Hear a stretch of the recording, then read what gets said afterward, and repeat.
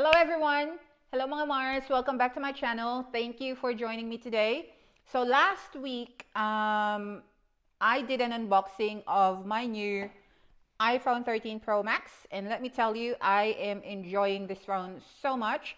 I love the color, I love Sierra Blue, and how good does it look with this, Apple case in Blue Jay. And not only that, I am enjoying how really fast this phone is. I have no regrets in getting this, and I have no regrets in getting the iPhone 13 Pro Max instead of the iPhone 13 Pro. Now, in saying that, you would have probably seen that when they launched this phone, they have also launched the new Apple Watch Series 7. Nakita nyo siguro last week or sa mga previous videos ko, yung relos na ginagamit ko. I have the Apple Watch Series 5 in Midnight, which is their black watch. And nung in-order ko to, I thought, why not order the new Apple Watch Series 7? So I did that. And I got it in the mail just a couple of days ago. So today's video, I am so excited to unbox with you the Apple Watch Series 7. Let's get started. Let's do the unboxing.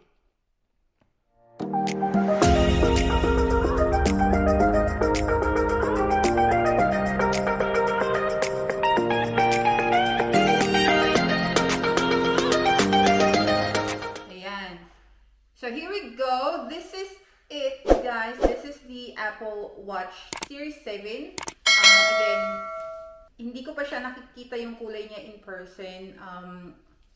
We are not allowed to go out yet. Retail stores are not open.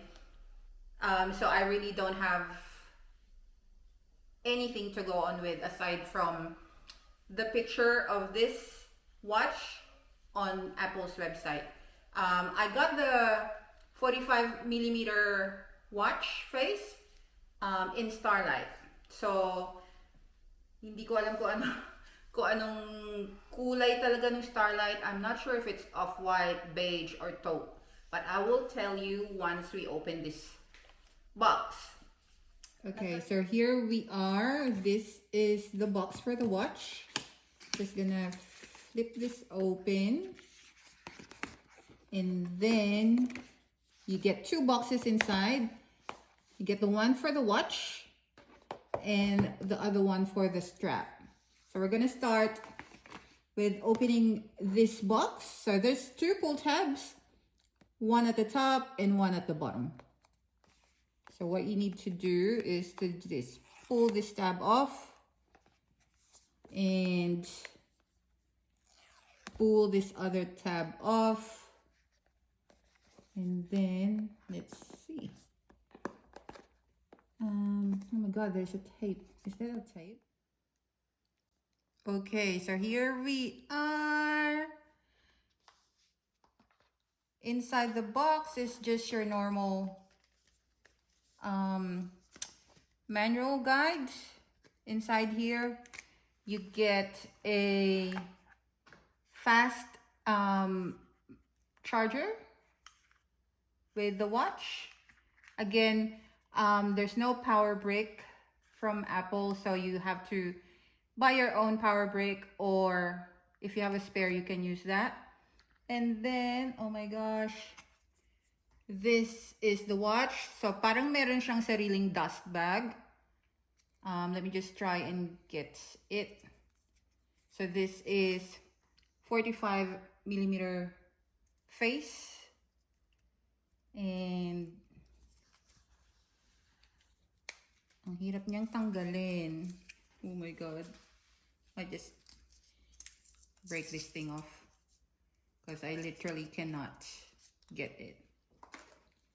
So that's it. That's how it looks like. And then, so that's it for the first box. I'll get the second one. So the second one will be the strap.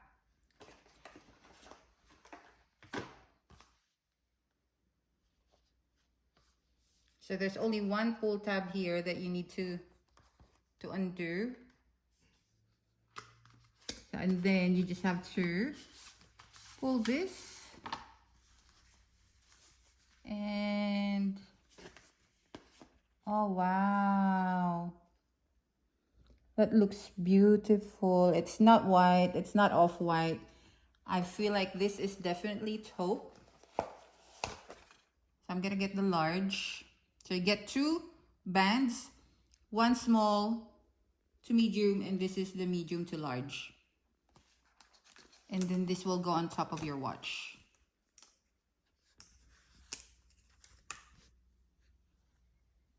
So that's how it is. Sana nakaka-capture nung phone nung camera yung tunay na kulay nung band.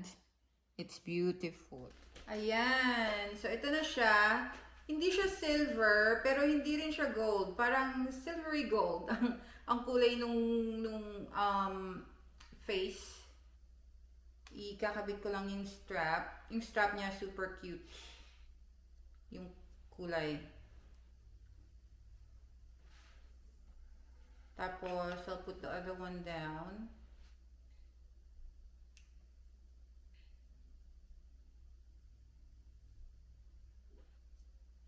Yan. So, ikakabit, susuot ko. Pero hindi ko pa siya turn on, ha? Oh my god, the large is too big for me. I might have to use the smaller one, the medium. So, that's how it looks like. Sana nakikita nyo. It's very, very cute. So, what I'm gonna do, before I turn this on and show you, I just want to let you know yung specs nung watch itself. So this is, itong new Apple Watch na to has 50% more screen area. It also has always on display if you want that. A digital crown with haptic feedback. It also will give you a blood oxygen sensor. So malalaman nyo kung you're running out of oxygen, kung okay ba yung oxygen level nyo, something like that. It also will give you electric heart sensor and your usual high and low rate heart rate notification. So yung heart rate notification nandun na yun sa mga previous series ng Apple Watch, because I remember I have it on my Series 5. And I'm pretty sure my husband has it on his SE, which he got last year. I will just set this up. Ay, nakalimutan ko sabihin sa inyo. Itong charger nila is USB-C, Type C. So kung kailangan nyo talaga ng bumili ng power brick, it's 1 meter magnetic fast charger, USB-C cable.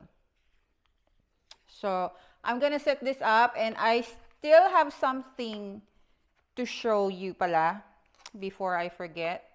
So, aside from the strap that came along with the phone, the watch, sorry, I also got this. This is the new Apple Watch leather link. Nakyutan lang ako. Gusto ko sana yung Milanese stainless.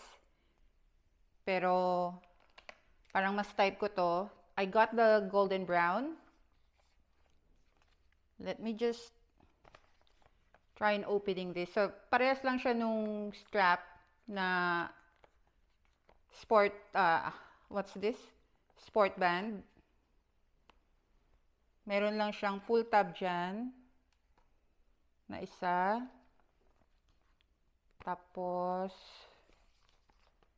pwede mo na siyang kunin sa loob. Kung nagtatanong kayo ng price sa Philippines, kung magkano to, nakita ko sa Power Mac, Yung 41mm nila na Series 7, nasa 23,990. Itong 45mm na Series 7, excuse me, is nasa 25,990 sa Power Mac. Medyo pricey. Itong leather link na strap na binubuksan ko, sa Power Mac, it's 5,700, magkano nga ba to? 5,790 pesos sa Power Mac Center dyan sa Philippines. Just if you're wondering and if you wanna get the same, that's the prices there sa Philippines. So ito yung leather link strap nila. This is leather and magnetic. So madali nyo siyang, super sturdy rin yung magnets. See?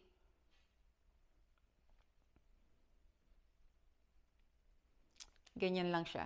It's cute.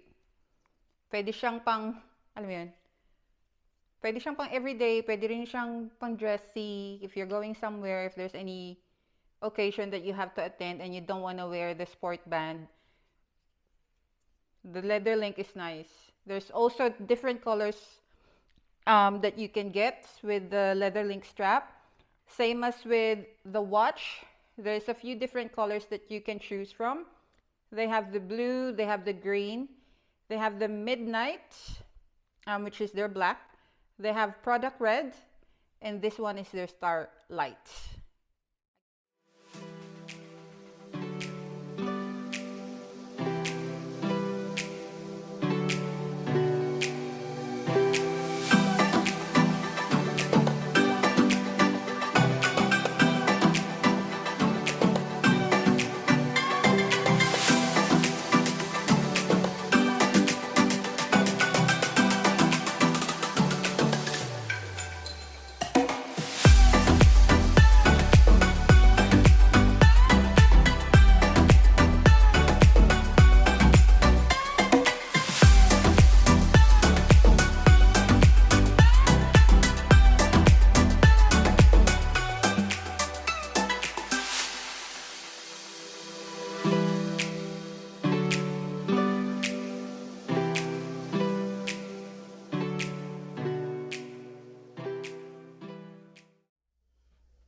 Ayan, so naset up ko na yung watch. Ayan na itsura niya. Pero hindi ko pa na-add yung ibang face. Madali lang naman mag-add ng face sa Apple Watch.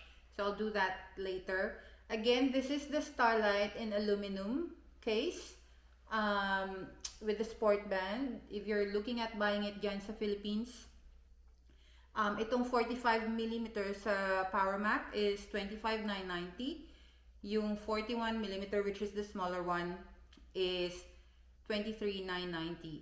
Tapos yung leather link na strap na nakita nyo kanina, again, that's in the color golden brown. It's 5,790 pesos there in the Philippines if you want to buy it from Power Mac.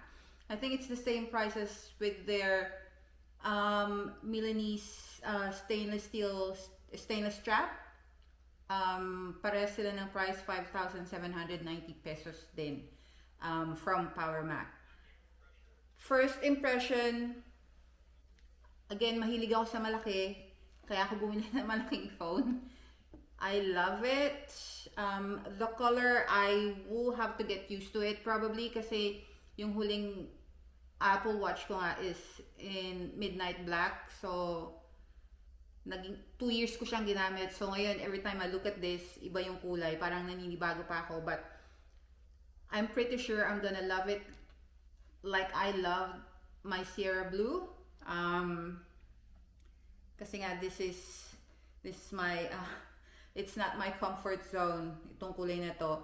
Medyo kung hindi ka magiging maingat, madali siyang madumihan. Pero madali lang din naman linisan yung sports band na to. Pupunasan mo lang para linisin mo. But kung malalagyan siya ng, alam mo yun, hindi ka maingat, nasulatan mo or hindi mo sinasadya, malagyan mo ng something na ball pen or something like that, Um, Madali lang din naman siguro siyang matanggal kasi medyo madulas naman yung sports band. Aside from that, I hope I'll enjoy this um, in the coming days or weeks na I'm using this, hopefully. And I hope you guys, if you have intentions of buying the same watch, sana natulungan ko kayo in this video. I know it's, again, this is the Starlight in aluminum case, 45 millimeter. If you wanna get this sa mga babaeng girly, again, katulad ko, it's super cute. Super, super cute, the color. It's taupe, it's not beige, it's not off-white, it's not definitely white. It's taupe. So thank you, everyone. Thank you for joining again today in this unboxing video. I love unboxing. I always enjoy unboxing new things for you. So let me know in the comment section below if there's anything else that you want me to do or you want to see me unbox. Just leave it there. Tell me and I'll try my best to do it for you. Don't forget to subscribe to my channel. Dun sa mga bago kong subscribers, thank you so much for subscribing sa channel ko. I really appreciate it. I hope you guys will like this video as well as hitting that notification bell para you can keep updated sa mga future vlogs ko or sa mga future unboxing videos ko. Maraming salamat po ulit sa inyong lahat, and I wanna just say be blessed, stay well everyone wherever you are, and thanks for joining me today. Bye bye.